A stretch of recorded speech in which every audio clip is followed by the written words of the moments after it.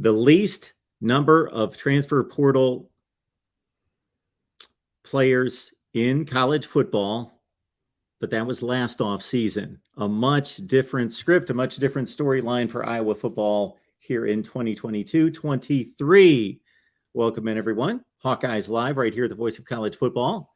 You know the drill. Leave those comments and questions there in the live chat. We will get to them. Of course, this show only is possible because of Corey Brada from the Hawkeye of the Storm. Catch him there for Iowa football and basketball coverage. And I see from one of the listings that you have a basketball post game tonight, Corey. A big game tonight. Iowa Duke in Madison Square Garden. Mark, even you, a college football guy, can appreciate that matchup. I can appreciate it. Let's understand that when you do take shots at my lack of basketball knowledge or my ignorance of the game or my refusal to watch any basketball, that I did cover the sport for a considerable amount of time. I have been to many NCAA tournaments, Final Fours. And usually when I'm taking shots at you, it's not from a lack. It's not that I believe you have a lack of experience. It's more so I believe you have a lack of interest. Yes, my interest in the sport has waned down to basically nothing. But I used to love college basketball. I can tell you this, Mark. Today was weird. So, but going back to football for a second. So we get the news last week that Alex Padilla was entering the portal, right? And then we get the news that Keegan Johnson's entering the portal. And that one, people, it didn't surprise people. By the way, a lot of the misconceptions people have about Keegan Johnson are quite frankly that, misconceptions, all right?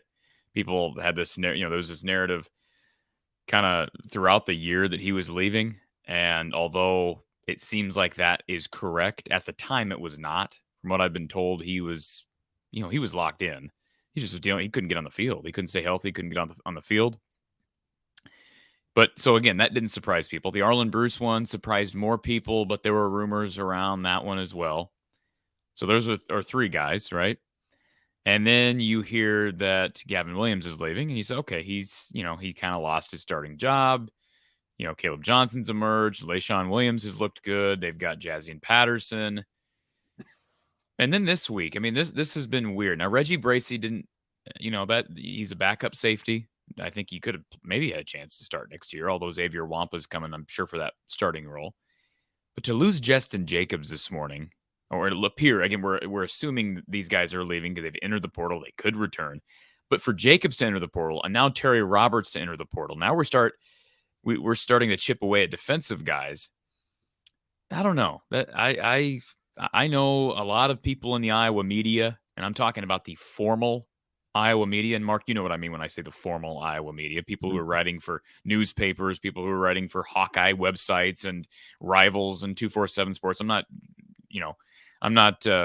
pinpointing anybody specifically, but a lot of these Iowa beat people have, and I'm not saying it's an agenda, but they have made a point to try to settle people down, right? To kind of quelch the fears of people. A lot of them were warning people, well, just so you're aware, there's going to be people entering the portal, but Iowa's going into the portal themselves. Don't worry, it's going to be okay. I've seen that so much, Mark. Just settle down. Things are going to even out. I don't know why. Why is that the media's responsibility to do, Mark? Why is that the media's responsibility to think for other people? I don't understand that. Second thing I'll say on this is I think the collateral damage that's being done right now by people leaving is significant. And whether Iowa is active in the portal, and Mark, they are. They're going after guys in the portal right now. That's obvious. Regardless of the number of guys they're going after, you cannot sit here and say things will even out. And I literally saw that from an Iowa media member who will remain unnamed here just a little bit ago, that things will even out. How can you say that? Iowa's going after guys, and I'm not doubting that some of these guys are D1 talents, but they got a wide receiver from Hillsdale College, which is a Division II school, a wide receiver, Isaac Tesla, who's visited Iowa State, I believe visited Iowa already. They're in on him. They're in on a kid from Charleston Southern, Seth Anderson, who, I think was Big South Player of the Year down there. Good prospect, but the FCS guy. Mark, are we counting on Isaac Tesla from Division II and an FCS kid to replace the production from Arlen Bruce and Keegan Johnson. And yes, I understand Keegan Johnson didn't play this year, but that's a massive loss to a wide receiving core. I mean, we're talking about a 4-star kid who could have went a lot of places and already gotten offers since he's been in the portal the last 24 hours. He's already got offers from Notre Dame, Kansas State, Nebraska, and he's got more coming. I know we're all very excited about Cade McNamara, and I was right at the forefront of that last week. First of all, let me remind people, I warned people last week the same thing that other people have warned them. I said, there's going to be, I said, brace yourselves. There's going to be some serious movement here. And I had, gotten some scuttlebutt certainly on Bruce and on Keegan, and a couple more of these guys, but not to this extent. I did not expect to. We already have 9 guys in if you count walk-on wide receiver Jordan Cum, Mark, and the portal window has been open for like 36 hours. we got 9 guys in, Mark. We had how many guys last? Was it 4 or 5 for the entire cycle? And they were Quavon Matthews and Deuce Hogan, and I'm trying to think who else. Desmond Hudson, who went to UNI. Iowa has got guys in the portal who are going to be playing at other Power 5 schools, Mark. Keegan Johnson's a Power 5 receiver. Arlen Bruce is a Power 5 receiver. Justin Jacobs is an NFL linebacker. Terry Roberts, that one's confounding to an extent, but I can also understand it because I always thought Terry Roberts was maybe a little bit better than everybody thought. I don't know. I mean, he busted his butt on special teams. When he played on defense, he was phenomenal. But even, last year when Hankins went down, Jamari Harris was ahead of him on the depth chart. And then this year in spring practice, and I believe even maybe in fall camp, Jamari was listed as the starter ahead of a much older Terry Roberts. So I'm not saying that's a reason he's leaving, but I don't know. I think Terry Roberts will go somewhere and play. And if he wants to, it'll be at the Power 5 level. I mean, who wouldn't take an Iowa corner who's projected to potentially be a starter, who's also an absolute star on special teams? Who wouldn't take him? He's an Erie, Pennsylvania native. Maybe he'll go to Penn State. I mean, it's just a fascinating series of events. And today is the first day that it's made me feel a little uneasy because I just like other people, I'm aware that I was in the portal. I just don't know if we really can buy into the idea that everything's going to be okay because they're going to reload. That they're believe me, Kirk and this staff, they're aware that they were aware these things were going to happen. So this is not Kirk and the staff doing this because they are choosing to evolve. No, they are being forced to evolve. And Mark, that is a scary proposition. And you hope they can be successful. The one guy that everybody was high on, this kid from Alabama, Trayshawn Holden, he is not coming to Iowa. All right. He's got some baggage, it sounds like, from Alabama. And he's not going to be recruited by Iowa moving forward. So that's, that was a guy people thought maybe Iowa had a shot at. So I don't know, man. You give me your thoughts, Mark. You've kind of monitored the landscape across the country over the last 2 days. As I alluded to off the top, Iowa was generally insulated from this last year, much like Clemson. And some of the things that you stated reminds me of what's going on at Clemson, where they are going to be forced to be more active in the transfer portal based on the number of subtractions in the transfer portal. So Iowa appears to be in the same place.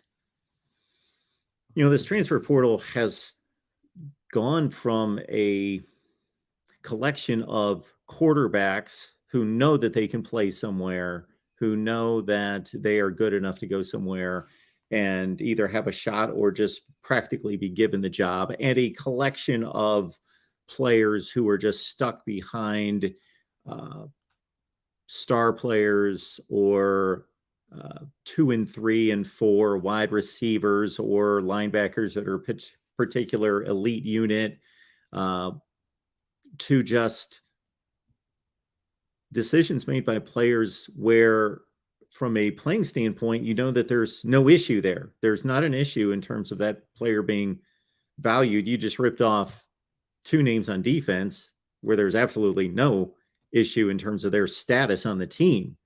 They are two of the best players on the team. And then the offensive players have roles, have solid roles, significant roles on the team. So I do think that some of this is going on all over the place to some degree.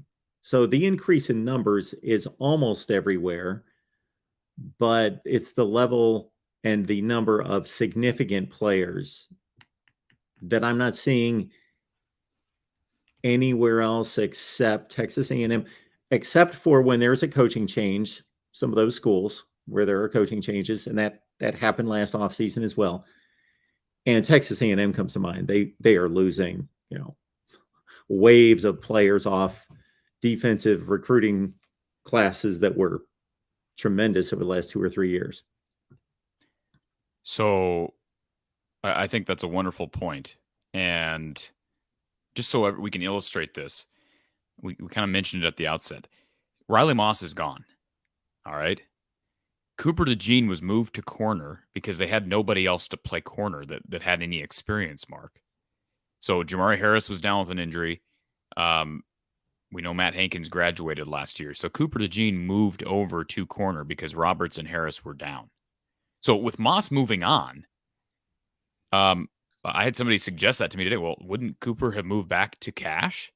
Wouldn't he move back to cash? And wouldn't that, give Jamari and Terry an opportunity to be starters opposite one another? And Mark, if you're Terry Roberts, why would you not want that, given Iowa's history of producing NFL cornerbacks and guys who have had nice long careers in the league, Mark, at cornerback?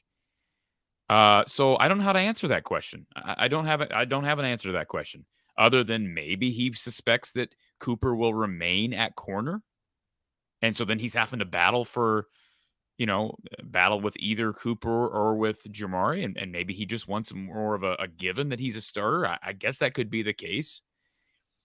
Like I say, I think he was better than maybe some people thought he was even in recent years. He's phenomenal on special teams. Justin Jacobs was going to be this. I mean, that one, listen, we need to also, any of these guys could come back. All right. And I was told yesterday from a pretty reliable source that there is a decent chance Justin Jacobs still comes back. If he doesn't get the offer or offers that he wants, sounds like Georgia is that offer. Just put that out there. It sounds like perhaps Georgia's the offer he's waiting for. And if that doesn't come, perhaps he returns. And I don't know what Georgia's linebacking core looks like, Mark. Obviously, that's a fantastic defense, and he'll have just as good, if not better, of a shot getting drafted if he's a star on the Georgia defense, compared to being a star on the Iowa defense. But with Jack Campbell leaving and potentially Seth Benson leaving, he is the guy at Iowa, Mark, if he returns. And he was out much of this year, but he is the guy at linebacker. So that one is interesting. And yes, his girlfriend's down. It's apparently she plays softball or something down there at Georgia. So he's a grad transfer. So, he's paid his dues here, and he could have entered. I guess he could have entered the portal last week, but he waited. So whatever reason there is for that, I don't know. But yeah, it is a strange situation. I think part of the reason why many of us just kind of excused it last week to an extent is because they were losing wide receivers and Alex Padilla, who, all those can be explained pretty easily. The offense is terrible. You don't get receivers involved. I mean, those are obvious reasons. The defensive transfers are a little bit more concerning. And I as I'm as excited as I am about Cade McNamara coming here, Mark, I think you'd agree with this because you know a lot more about Cade McNamara than most people. Covering the sport and being an Ohio State guy and covering the Ohio State-Michigan rivalry. Cade needs things around him to work. I mean, he's not going to go in. I mean, I'm telling you, you know this as well as I do. We can be excited, and I think you would agree that it's a major upgrade from Spencer Petras and Alex Padilla. But if he goes in there and that line still can't block, and he doesn't have receivers getting separation, and his run game ain't consistent, and the defense, especially if the defense takes a big step back, I don't have any reason to believe that he, is going to be lighting the world on fire at Iowa. I don't know. It'll be a new experience because, boy, he had everything working for him around him at Michigan, and he was solid. But, boy, you're coming to a different situation, and I do think it does sound like NIL was a major pull for Cade McNamara, and I applaud the Iowa Collective and the people who are donating to that and the people organizing the Iowa Collective for making that available to go get a big fish. But there's more involved than just NIL. And, the wide receivers are a perfect example. They want to be involved more. That's why they're leaving. They want to be involved more. It's not that they hate Iowa. It's not that they hate Kirk Ferentz. I saw somebody suggest earlier on social media, well, let's not forget that Iowa fans booed them this year. That's not why they're leaving, folks. And by the way, Mark, as much as I don't like booing, there was a reason why they were booing. I mean, that's been well documented. I'm not saying it excuses it, but that's a fact.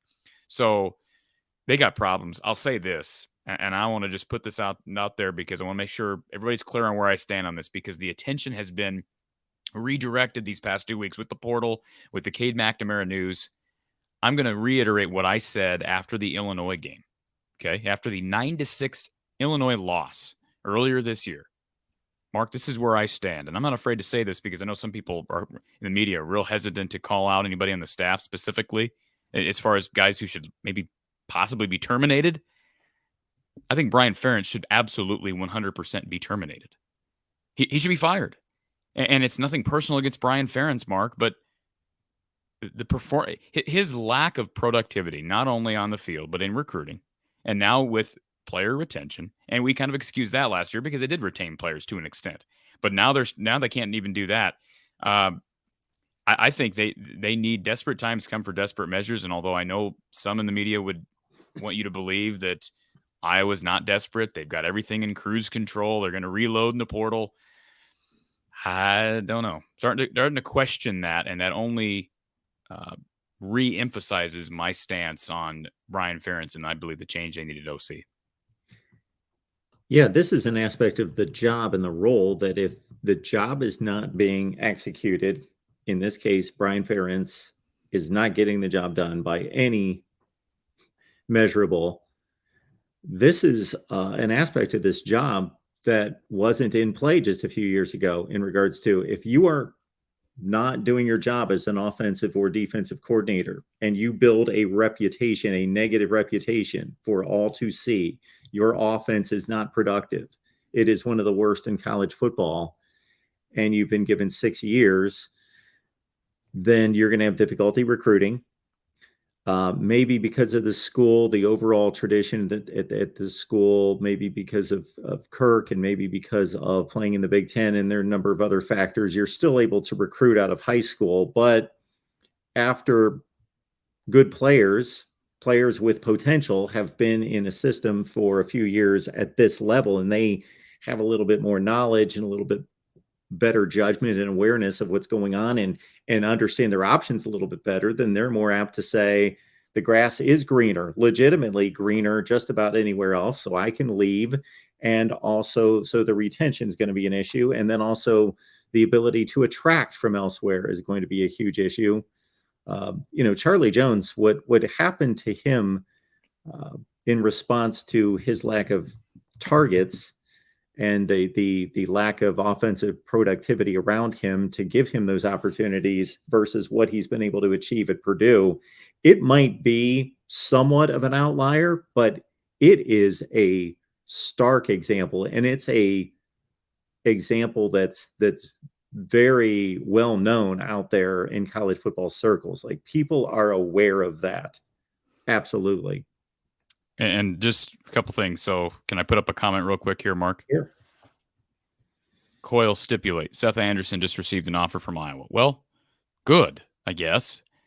He doesn't have any other Power 5 offers. In fact, he doesn't. I don't believe he has. Well, maybe he does. I shouldn't say that. He does have, I believe, a couple of Group of 5 offers, but I believe this is Seth Anderson's first Power 5 offer. So if we're going to put our confidence in guys who aren't offered by anyone else, that's fine. I mean, well, Iowa's got there's a terrific example of a kid I want to really going to root for this next year, and his name is Dayton Howard. And I actually just did an interview with him last night. We'll be releasing a show in the coming days with Dayton Howard. He's a 6'5" wide receiver from Kansas City. No other Power 5 offers, no other Division I offers, no other offers at all, Mark. He didn't get a single offer from anyone else in Division I, II, NAIA, nowhere. Now, as fascinating as that is, and I'm going to root for this kid because he seems like a really nice young man and a kid you just want to pull for. doesn't that leave you a little uneasy as a fan, knowing that, one of your three wide receivers got offered by literally no one else? So that's a natural response. And I mean, the Seth Anderson news is not a surprise. Kelton Copeland was down there today, visiting Seth Anderson down in Georgia, but we're talking about a whole different level of football, Mark. He produced well at Charleston Southern, but I don't know. Maybe I sound like Mr. Negative again, but I mean, there's just been a lot of attrition. I don't expect Iowa to have anybody on board yet, Mark. I'm just saying the people that I know Iowa's after right now, heavily after, especially on offense, now that Holden's out of the picture, are guys who have not proven it at this level, and that's a concern.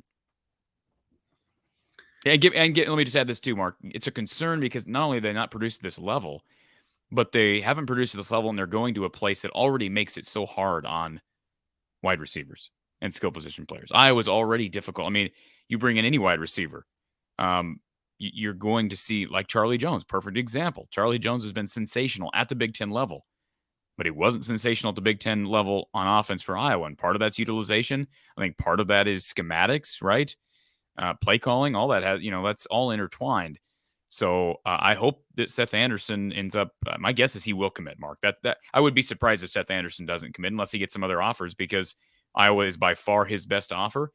But if you had to ask me, would I take Seth Anderson, Arlen Bruce, or Keegan Johnson right now? I'd put Keegan number 1, Arlen number 2, Seth number 3.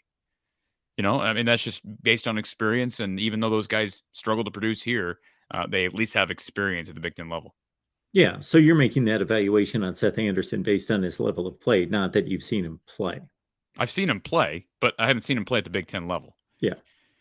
So it's just, I don't know how to evaluate. I mean, obviously coaches, these, Kelton Copeland and Brian and Kirk, they should have somewhat of a evaluation process, right? They're recruiters, but I just know that Iowa in the past has made evaluations on guys that didn't have a lot of other high major offers, like Quavon Matthews, like Desmond Hudson, and those guys never made it on the field here. And Iowa's the majority of Iowa's starting receivers, specifically under Kelton Copeland, Amir Smith-Marset, Brandon Smith, Keegan Johnson, Arlen Bruce, those guys weren't really diamonds in the rough, if you will. Brandon Smith was a bit. I think he's a Mississippi kid who's kind of passed by a number of high major schools, but for the most part, those are guys who had other offers. Keegan Johnson and Arlen Bruce were 4-star recruits. So I don't have a lot of confidence in Iowa evaluating talent at wide receiver. That's my concern going to the portal and just trying to plug and play with guys especially guys that have never proven it at this level. That's why Trayshawn Holden was so attractive. Here's a guy who was recruited by Bama and had offers from literally everywhere, Mark. And it sounded like Cade McNamara was recruiting him hard, but I understand you don't want to take a kid on who's got academic issues, whatever it is. I don't want to say it's academic issues. I know baggage was the word that I was given to describe the situation, is why I was pulling back from him. So it's a scary. I don't blame fans who feel very, very nervous right now. And you're going to a bowl game, Mark, that means literally almost nothing. I mean, hopefully some of these young guys develop, but the actual game doesn't mean much of anything, Mark. You've got Kentucky, who's not going to be playing without Will Levis. They got wide receivers who were gone. Iowa's got receivers who were gone. I mean, these teams will be lucky to score any points because, the attrition on both of these offenses has been unbelievable. And both those offenses weren't good with their players last year. So it's fascinating. More on the transfer portal and this bowl matchup in just a second. Not that we don't have 3 or 4 more shows to run down the matchup for what it is. But of course, we're all here talking football, even though the regular season's over, because we're crazy about football. We love football. We love our country even more. The past 2 or 3 years have been difficult for many of us. Economic difficulties have been especially hard in the last year. So remember those families in need. We will support each other through the fine folks at Gene Arthur Associates. They're doing their part. When you partner with Gene Arthur Associates, you give back to those families in need, and most importantly, those children who need it most. 23 families currently supported by the partnerships with Gene Arthur Associates. So go to www.jaainsurance.com. I will leave the link in the chat, and the link is in the description section of all the videos. You get your instant quote there on home, auto, motorcycle, boat, RV, renter's insurance, business owner policies, and much, much more. They're at Gene Arthur Associates. So who doesn't want to save on insurance? Check it out. Get your instant quote at Gene Arthur Associates. One more note on Cade McNamara, and just to extend on a point that you're making. So I would think that the reasonable Iowa fan should be hopeful, should be optimistic, and should cheer on the acquisition of Cade McNamara. But again, he was playing behind what was ranked, and based on the awarding of the Joe Moore Award, the best offensive line in America. He was handing off to 3 running backs, one who is now in the NFL, Hassan Haskins, and 2 others who will be in the NFL, and one, had he not been injured before the Ohio State game, would be traveling to New York City for a Heisman ceremony this weekend, and a stacked group of receivers, and was left by our buddy One Scoop John in the chat. Hassan Haskins. Oh, I'm sorry to interrupt. Hassan Haskins. I forgot all about that guy. You're telling me they were loaded with Hassan Haskins, Blake Corum, and Braylon Edwards. Donovan Edwards. Donovan Edwards. Yikes. Yeah, absolutely. And our guy, One Scoop John, has a theory that Eric All is headed this way. So Eric All is one of the better tight ends in the Big Ten. Had a big year last year, and got hurt early this season, and now he's buried, and he's entered the transfer portal. Has he entered the portal, Mark? I never heard that he actually entered the portal. Is that official? Yes. When did that break? I guess I didn't see that. I saw he announced he was leaving Michigan, but I never actually saw a portal ad. So we recorded a segment with our Michigan guy today, and I thought that he had actually made that official. Okay.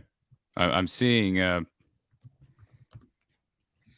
so I'm seeing the Michigan Daily. It's in the Detroit Free Press, Detroit News. Michigan football tight end Eric All enters NCAA transfer portal. So that's on those 2 and others. Okay, because I'm just all I'm seeing and I'm not doubting your. These are the headlines. Yeah, I see the headlines, but when I read the articles, they're just quoting his words, and he never uses the word transfer portal. This is what he says, just for the record. He says, "Wolverine Nation, love you guys, but it's time for me to move on.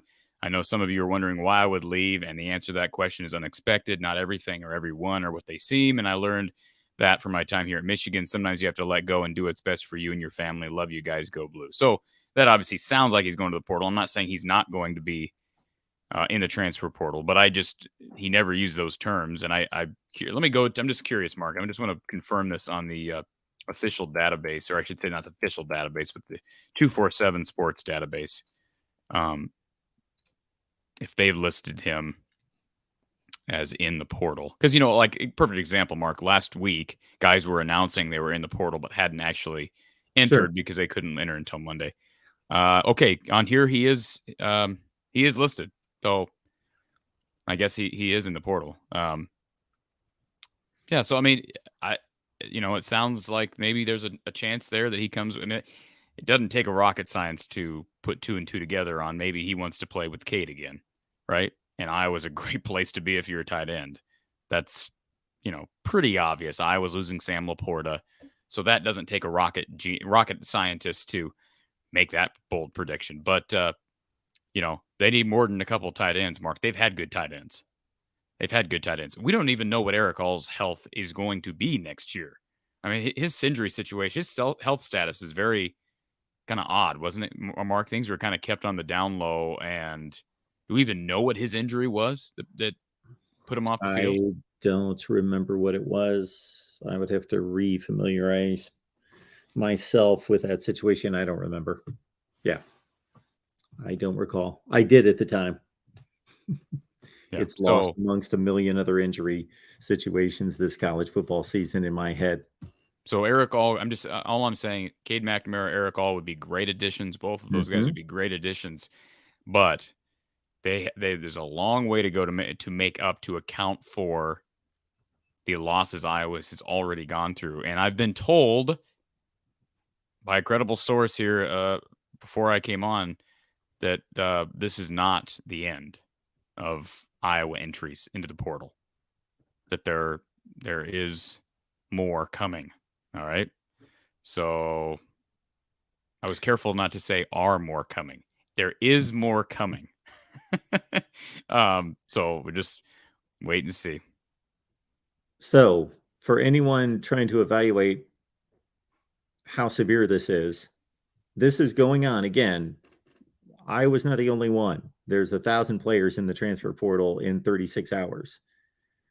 So we're just going to have to vet out the numbers. And then obviously the quality of player is the major concern, because there's not a team that comes to mind outside of Texas A&M that is losing the number of quality players that Iowa is at this point. Really? You stand by that? Do you think that I am thinking of, like, I made a list of about 30 players here before I went on live. And, we're talking about a Clemson player, a Wisconsin player, a North Carolina player, and I won't go through everybody, but we're talking about 1 and 2 at the most key players per Power 5 contending team, but not your second or third best running back, your best linebacker, your one of your top 2 or 3 defensive backs, not one of maybe your best wide receiver left or your second best. Not that many at any one place. And if somebody can find that team, please let me know. Outside of Texas A&M. And most of those guys are potential impact players. They're not even productive to the extent that these Iowa players are. They're just a bunch of 4 and 5 stars that haven't done much yet. Iowa, so I'm not saying this is going to happen, but the situation right now at Iowa, Mark, is literally 2 announcements away from being in total self-destruct mode. I'm not saying those 2 announcements are going to happen, but Mark, what would happen if tomorrow Cade McNamara decommitted and the next day Caden Proctor decommitted? What would, and I'm not saying either is going to happen, but we would be in full, I'm just saying that's how close we are. And people are holding on to, really, those 2 pieces seem to be the pieces that people want to, that they fall back on. Well, we got a 5-star guy coming in next year. We've got Cade McNamara, who's a proven winner. And I have no reason to believe either one of them is going to decommit. All right. But I'm just saying, I can tell you that there's a lot of pressure being put on Caden Proctor right now by a lot of people. All right. Deion Sanders being one. And I'm not saying he's going to decommit, but the fact of the matter is he's an 18-year-old who's trying to make a big life decision, and he deserves every opportunity to make sure he's making the right one. But I'm just saying, this is a fragile situation. You're that close to this whole thing just blowing up. I mean, blowing up. Absolutely. We see this all the time in recruiting, and this is the next level of recruiting. This is the new form of recruiting. There's a threshold of momentum. Where that is, we don't know, but there is, because each individual in a vacuum would make their own decision. But when they start to see others leave or join, there's a momentum there to thinking, okay, we just had a couple guys leave. Okay, that's the situation everybody's in. Not a big deal. Okay, now another player, now another. What's going on here? And then obviously they all talk. They're buddies. They are family to a certain extent and have relationships. So whatever's causing 1 to leave, 3 to leave, 5 and 7 impact players to leave is known by the others. And then there becomes a threshold that even if you believe in the coach, even if you believe in the program and the process, but you see your team deteriorating around you, then you may just jump ship and go somewhere else yourself, even if you didn't intend on that originally. I'm to the point, Mark, where, a couple of weeks ago I said, well, they're not going to make any changes with the coaching staff until after the bowl game. And I would stand by that. That's probably how Kirk would handle this. However, I have not been given any indication, and I have had some conversations with people who are very in touch with the program. All right. And I've heard nothing that would suggest that Brian Ferentz is going anywhere. Nothing. I mean, nothing yet. I have had probably 4 or 5 people come to me and say, well, I heard through so-and-so he's moving on. Or I've heard through so-and-so I had somebody tell me he's going to be demoted. George Barnett's gone. He's going to be the O-line coach. I heard someone else say, well, Copeland's gone. Barnett's gone. Brian's gone. I heard this from a player. This person heard it from a coach. Okay. Those are, tertiary sources I'm not going to buy into. People that are reliable sources, anybody that I've talked to that's a reliable source, no one has given any indication that they believe Brian is going anywhere. And maybe I was just keeping that on the down low. But Mark, wouldn't it make sense, even though you got a bowl game coming up? Heck, this bowl game doesn't mean a whole lot. Wouldn't it make sense given the attrition right now in the portal? I hate it every time you say that. Well, I love bowl games, Mark. You know that. I'm gonna be watching every bowl game I can watch. All right. It's gonna be a nice break from this transfer portal stuff. But I'm just telling you this right now, Mark. Wouldn't it be logical that if you're going to make a move, given the players who are entertaining other options by going into the portal, that could still come back if they change their minds or they decide Iowa is still the best place for them, wouldn't it make sense that perhaps if you made a move as drastic as getting rid of Brian Ferentz, perhaps that would keep some players here? Wouldn't that be logical that maybe that would tell these players, hey, there's going to be change here, boys and girls. There's going to be change. And although we don't have a guy lined up, I know there's rumors about Josh Gaddis that haven't, I don't think, any foundation. Regardless of who it is, isn't it logical to think that simply getting rid of Brian, or at least saying Brian will be moving on after the bowl game, you can keep him on to the bowl game. He's Kirk's son. Won't he do that for his dad, who's, elevated him to a position where he's been able to make millions? I would think that just making that move or making that announcement now would help Iowa's cause. In fact, I know it would help Iowa's cause in potentially keeping a couple of these guys who are looking at other places, and maybe even defensive guys. I mean, I don't know the reasoning behind why Justin Jacobs. I know people want to use NIL and his girlfriend and all these different reasons. There's too many guys going for different reasons, Mark. And I just think there is serious need for change with the coaching staff. And until that happens, expect more people to enter the portal and to leave. And as you know, it's a domino effect because it's also going to create problems for Iowa, even though they were able to attract Cade McNamara via NIL and via opportunity. All right. And I mean, when I say opportunity, I'm not talking about, the ability to play right away, but the ability to potentially play with a guy like Eric All, who's a good friend of his. It's going to be hard for Iowa to consistently recruit dynamic skill position players. That record has been made clear over recent recruiting cycles. So I have no reason to think that's going to change in this transfer portal. Could Iowa land a couple of diamonds in the rough via Division II places, FCS schools? Sure. But you better hope those work because that's rolling the dice in an area that I'd rather be safe than sorry given Iowa's issues.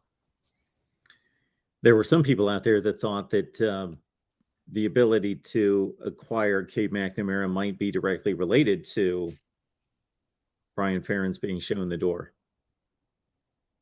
I know. I've heard that too, and I understand that line of reasoning. But I can tell you through some people I've had conversations with that there are plenty of other players that have not been made aware of any changes with the staff, including people who are in the portal right now. So I'm just saying that if the staff has made clear to Cade McNamara Brian's leaving, then why aren't they making that known to people who are precious commodities? And believe me, some of these guys are precious commodities, whether they have been producing because of the situation here or not. To me, it just wouldn't make sense not to give those guys an indication that there's going to be significant change.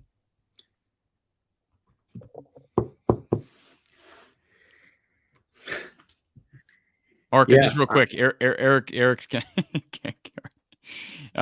you acknowledge the super chat. We got a super chat here. You go ahead. From Cole. So Cole, I believe you can Google the roster just as well as I can, but we appreciate your super chat here. How many scholarship wide receivers does Iowa have right now? I'm looking at, okay, we can read off the names of like 12 or 13 wide receivers on the roster. Go ahead, Mark. I'll tell you if they're scholarship or not. Minus the ones that have left. We've got Jacob Bostic. Scholarship. Brody Brecht. Scholarship. Arlen Bruce is gone, or if he so chooses. Let's assume for the sake of this discussion, he's gone. Alex Eichmann. Walk on. Graham Friedrichsen. Gone. Or excuse me, walk on. Jack Johnson. Walk on. Keegan Johnson. Gone. Jordan Cum. Also walk on and gone. He's in the portal as well. Reese Osgood. Walk on. Nico Reganey. Well, that'll be a big one. Tom Kakert has went on the record. He thinks he's coming back, maybe taking a 6th year or 5th year, I believe. But he's conceivably gone if they don't get him to come back. But he would count. I think he's, according to Tom Kakert, Kakert thinks that he's probably coming back. So there's Jackson 3. Ritter. Walk on. Dante Vines. He's still here right now. He's not in the portal. Caden Wetchin. Walk on. Alec Wick. Walk on. There's your wide receiver core. So that's 4. Okay. Bostic has never played. All right. Bostic has never played. Deontay Vines had never played until midway through this season. Reganey is supposed to be leaving unless they can get him to come back via his COVID year. And let's see, who was the other one that Brody Brecht. Brody Brecht had never played before this year. He's also a pitcher. I mean, it's a slippery situation, to say the least. Wide receiver, Mark. It's not a good situation. I am right there with you. And for anyone watching this that doesn't know where I stand on this, it's just because Corey has basically laid it all out there and I've got nothing to add to it. But we've talked about it going through the entirety of the season and then the previous offseason leading into this season with the 123rd offense from 2021 to the 129th or 30th, whatever it was, that we thought was mathematically impossible to get any worse, but it did. That, yes, again, we see this routinely in college football, especially with programs that we would expect to be not even on Iowa's level, that they are letting coordinators and coaches go for lack of performance after 2 and 3 years, not 6 years. So it is obvious where I stand. Brian Ferentz should be let go as offensive coordinator and now it's even more critical than at any other juncture in college football history because of the transfer portal. The impact is greater now than it's ever been. Yeah. And in answer to Erica's super chat, she says they may be telling the players and not telling the public about it. That could be. I don't expect them to, I'm not implying that I think it would probably be a good idea, I don't know what the point of waiting is at this point. I understand guys are going to develop during bowl prep, but you might be able to do more positive damage if you can make an announcement now and retain some of these guys who are entering prior to the bowl game, entering the portal prior to the bowl game. What I'm saying, Erica, is that I can tell you for a certainty that at least certain people that I've had conversations with that are not a part of the public, quote unquote, that are part of this program have not been given indication that Brian is going anywhere. I can tell you with a certainty. I just had a conversation with someone last night via telephone with someone who is a part of this program. Okay. And this individual has been given no indication that Brian Ferentz is going to be moving on. And maybe he will be. But boy, how dumb that would be if you're willing to lose people in part because Brian's still on staff and you're willing to say, well, we got to prepare for a bowl game, so we're not going to evaluate things until after. And oops, we got rid of Brian, but now we've also lost all these receivers. Mm-hmm. I think that's a foolish thing to do if that's happening. I hope Eric is right. I mean, I've been saying this for a long time, Mark. I hope that this is all just coach speak, and this is the narrative that Iowa once pushed, that we're just continuing as normal. And then once we hit January, Brian gets hired by Bill Belichick. That would be the ideal. If Brian just, I don't even care where he goes, Mark. Just go somewhere. Just somewhere. I don't care where it is. Just go somewhere. I'll get you a job down at the Phillips 66 on South Duff. I don't care. Just go somewhere where you're not on this staff, you're not the offensive coordinator. And no, I don't want him demoted. To me, that's just enabling nepotism even further. That doesn't. When does that ever happen, Mark? Where a coordinator at the Power 5 level is not getting the job done for whatever reason? Again, nothing against Brian as a person, but from a job performance perspective, you're not getting the job done. When does a coach ever just say, "Okay, well, I'll tell you what, we're going to fire this guy so we can keep you on the staff because we really like you"? That's not how this works. You don't fire someone else to enable someone else to stay on the staff. And firing George Barnett and moving him back to the O-line would be, maybe that would work. But boy, I feel so bad for George Barnett. He's been here 2 years. I know the offensive line hasn't been good. He inherited a mess. That wouldn't be fair. What do you do with Abdul Hodge if you want to move him back to tight ends? People have suggested, well, why don't you bring in a passing game coordinator? Well, they could have done that last year. His name was Randy Hedberg at North Dakota State. Iowa said no to that idea. But if you were to do that now, say Kirk Ferentz got on the phone and called Randy Hedberg and said, "Randy, we've changed our mind. We want you here. You're going to coach quarterbacks. You're going to coordinate our passing game." So Brian now becomes the co-offensive coordinator with a much more seasoned guy. Brian can call the run plays. I don't know what position he's coaching at that point. Is he coaching? I don't know, because you still have to get rid of somebody, Mark. You have a limit on number of full-time assistants that you can have. It's a convoluted situation unless you are willing to just part ways with a guy who has not been getting the job here in Brian Ferentz.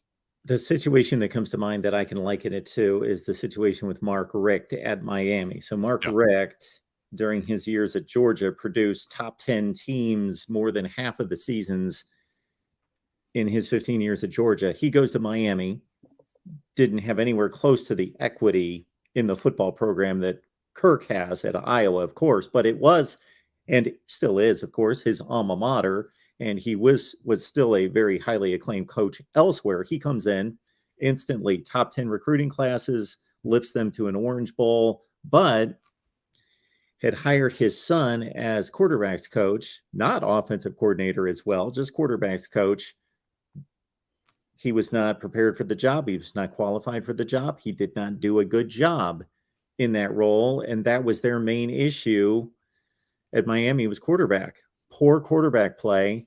And basically, I think some health issues that we now see playing out in Mark Richt's life, unfortunately, had something to do with it. But he was told by his boss, "You need to do something about this, or we need to part ways." And he decided to leave, to give up his job. Now, Chase is making a comment here. Now, this needs to be clarified. So, yes, this is happening everywhere. Not this that's going on to this extent with this many good players and impact players. No, it's not. But yes, the transfer portal is affecting everyone. To say it's only a few programs that are losing important players is insane. I didn't say it's not impacting dozens of programs with important players, but not this many players. We named about 6 to 7 impact players on this team. Virginia Tech has already lost 12 players. Not familiar with their situation, but we'll speak to that in just a second. Miami, 13 players. Understand the Miami situation. Miami is going to bring in close to a top 5 recruiting class this year, and brought in like the 8th or 9th recruiting class last year. This works both ways, Chase. In the Miami situation, I can tell you for sure that with just about all of those 13 players, that was not those players choosing to leave. That was Mario Cristobal sitting down with those players and saying, "You're going to be a special teams player. You're going to be a 4th linebacker. You don't have a role on this team. Sorry, it would be best for you to move on." So it works both ways. Mark, I need to do a live stream tomorrow. I think a Hawkeye hangout is in order. Okay, I absolutely. didn't plan on that, but I think given some of the response, we got 250 people in here right now, and I know some people are probably just getting off work joining us. Can I just put up a comment here from Mike that I had missed earlier, Mark? And I listen. I had a really positive show last Thursday with Cade McNamara committing. I mean, it was all daffodils and fancy colored cars. Eric says this show makes me want to jump off a cliff. I, I do not want to have that effect, Mark. So, as it relates to Iowa, Eric, I don't want you to feel this way. I don't know what to say to that. Mark, how do you respond to that comment? Well, there's at least an LOL after that comment. Yes, so we will take it in stride. Eric, and look, please do. Your team went 7-5 this year, so there were bridges and cliffs to be jumped off of earlier. I got a quick. I know you need to go, and we need to wrap it up. And we've got Erica with a super chat, and I wanted to roll this by you. What does Iowa have in common with the following teams? Colorado, Arizona State, Oklahoma State, Iowa State. There were just a couple more. Michigan State, Virginia Tech. That's the list. I think I missed one in the SEC. What did they have in common? Well, it's not. There are 12 Power 5 teams that fit this category that hit me today, so I counted them up. Okay, teams with more than 8 players in the portal? I don't know. No, these are teams that had at least a decrease of 3 wins this past regular season from last season. Wow, that's it. That's the list? That's the list. Yeah. And most of them either fired their head coach or had a first-year head coach this season. Mark, I'm in Ames here. Iowa State just fired their OC, who I believe wasn't Manning a teammate of Matt Campbell's back in college? I believe he was. So those guys were buddies, quote unquote. But I don't want Eric. I'm not trying to push the panic button. I am extra, and I stand by what I said last week. I am proud of Kirk Ferentz for going to the portal at quarterback, Mark, because that has been an agonizing point of contention for me. And I think for you, too. I mean, I know you're not an Iowa guy, but we've talked about that so many times about how Iowa needed to attack the portal at quarterback. And Cade McNamara is a really good ad. I can't believe I'm saying this, but I'm surprised at the number of quarterbacks who are now in the portal. Like, I made the comment last Tuesday at this very time. I said, Cade McNamara may be the best guy that ends up in the portal at quarterback. I saw some rating system today that ranked him as like the 7th best quarterback in the portal.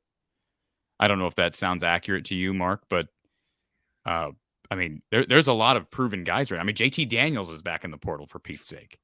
I'm not saying they should. Keaton Slovis is back in the portal.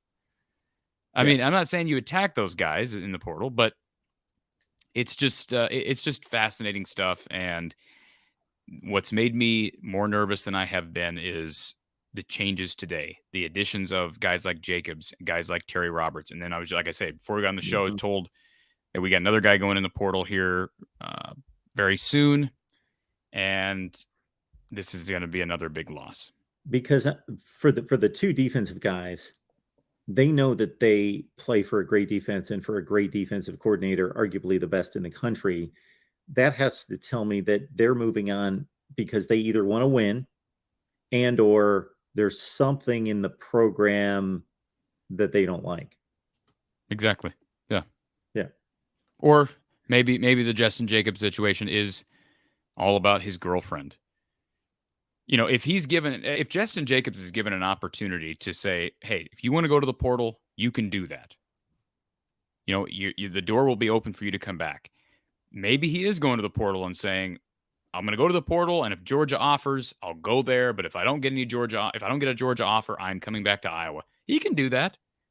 If Iowa accepts him back, and I'm sure they probably, why wouldn't you? How foolish would that be to not accept him back if he wants to come back? But if he says that, then fine. I mean, some of these guys could do that, but usually, Mark, as you know, when a guy enters a portal, they don't return. Sure. I don't know what the Oh, percentages are. why'd you have to put up that I comment, was just Mark? going to say, This is this a compliment? No, Tim, please. I like Colin Cowherd. I think he's extremely talented. I think that's a compliment. I would not want to be compared or called the next Colin Cowherd myself. Thanks. Because I like to be my own man, but that's still a compliment, I believe. I take it as a great insult, Mark. There you go. Thank you. Back to Erica. We should wait to see how it all shakes out. Kirk made comments that contradict each other. He said there's no issue, and also there will be changes. Well, he did say one thing in the press conference, and look, we can dissect these press conferences and be critical. He did make a comment in the Zoom conference, Mark, where he said, he's talking about this team in general. He said, I don't think anything's broken. And that's probably not true. I mean, isn't it? I mean, I think it's fair to say the offense is broken. When you make a comment like that and you're 130th in total offense of 131 teams, probably not the best thing to say. But Kirk has had a few blunders this year. I would love to know what his response would be if then a member of the media would then, with the opportunity to ask a follow-up to that, would say, is not a offense that ranks 130th in the nation broken? Well, they did that. Give credit to John Steppe of the Gazette. He did follow up with that. And basically, I don't remember what Kirk said exactly, but I believe he referred back to what he's said in the past, that we're going to make evaluations after the bowl game. So all I can say, but he's going to do a Hawkeye hangout, right? Are you planning to do one now? Yeah, it's going to work. Yeah, I think this just came to me as we were talking here. So okay, I think we'll do that tomorrow. But we got this is a full week, Mark, with the portal. Stay clear then. We got Iowa Duke basketball tonight, post-game coverage to follow. We got Iowa State Thursday night with post-game to follow. Iowa Wisconsin Sunday night with post-game to follow. And then we're going to have more portal news. So I don't know, Mark. I the portal excites me, but it's just like a tidal wave hitting. I mean, we go from nothing to a plethora of guys. It's just a weird changeover, and there are going to be Iowa fans. A lot of Iowa fans are old school, Mark. And I'm not saying that some of these people shouldn't kind of get with the program of how things operate in the 21st century with college football, but there are going to be some fans that lose interest in Iowa football because they're so accustomed to Iowa being able to retain players and make this a program of development and culture. And with this much turnover, there are going to be some fans that get frustrated, and that's their prerogative. I mean, everybody else has gotten to this point a lot sooner than we have. And so fans are just going to get used to it. What does that mean?